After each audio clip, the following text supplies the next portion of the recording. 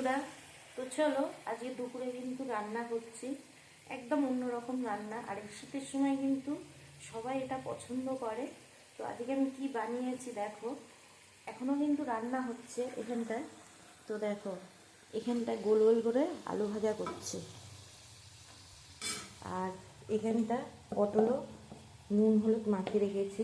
পটল থেকে কতটা জল ছেড়েছে দেখো। আর গোল গোল করে আলু ভাজা দেখেই বুঝতে পারছো কি হতে পারে আজকে মেনুতে। এখানটা দেখো বেগুন ভাজা, আর সামান্য একটু কুমড়ো ছিল, কুমড়ো ভাজা করেছি।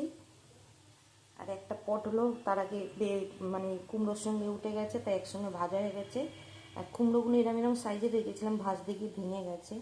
এখানটা আছে পাঁপড় ভাজা, মশলা পাঁপড় লাস্টিকে বেঁধে রেখেছি যাতে না নরম হয়ে যায়। এবার বুঝতেই পারছো যে আজকের মেনুটা কী আছে। তো চলো দেখো প্রেশার কুকারে, আগে কোনো কিন্তু হাঁড়ি টাড়ি না। তো প্রেশার কুকারটা খুলেছি সবে গরম বলে। তো চলো দেখিয়ে দিই। এই দেখো বন্ধুরা, খিচুড়ি। আজকে কিন্তু খিচুড়ি বানিয়েছি। এর মধ্যে দিয়ে দিয়েছি পেঁপে, কুমড়ো, আলু, বটবটি দিয়ে নিরামিষ খিচুড়ি। যেহেতু আজকের নিরামিষ করেছি তার জন্য মুগ ডাল দিয়ে, একরকম ডাল দিয়েই করেছি। তো খুব গরম বলে একটু খুলে ঠান্ডা হতে দিয়েছিলাম। তো আজকের ছিল খিচুড়ি। আর এই চালটা কিন্তু বাসমতি ভাঙা রাইস। তো এই চালের খিচুড়িটা খেতে কিন্তু খুব ভালো লাগে। দেখো কত সুন্দর হয়েছে খিচুড়িটা। আর শীতকালে খিচুড়ি খেতে কিন্তু অসাধারণ লাগে, তোমরা দেখতেই পাচ্ছ একদম কত সুন্দর গরম গরম ধোঁয়া উঠছে। তো এর মধ্যে এই দিয়ে আরও সবজি, ফুলকপি ছিল না তাই দিইনি।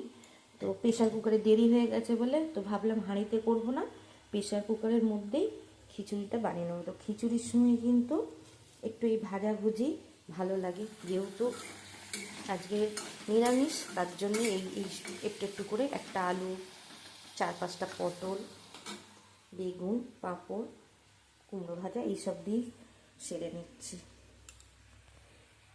তো বন্ধুরা, আজকের মেনুটা কেমন লাগলো অবশ্যই কমেন্টে জানিও। আর কে কে খিচুড়ি খেতে ভালোবাসো সেটাও কিন্তু কমেন্টে জানিও। শীতকালে কিন্তু খিচুড়ি খাওয়ার মজাটাই আলাদা, সব রকম সবজি পাওয়া যায়। আর সেই সবজি দিয়ে গরম গরম খিচুড়ি শীতের সময় খেতে কিন্তু সেই লাগে। আর অনেক দিন পরে খিচুড়ি খাচ্ছি, আজকে তো ভালোই লাগবে। তো চলো, কেমন লাগলো আজকের মেনুগুলো, আর তোমরা আজকে দুপুরে কি খাচ্ছ, কি রান্না হয়েছে সেটাও কমেন্টে জানিও। তো চলো, টাটা।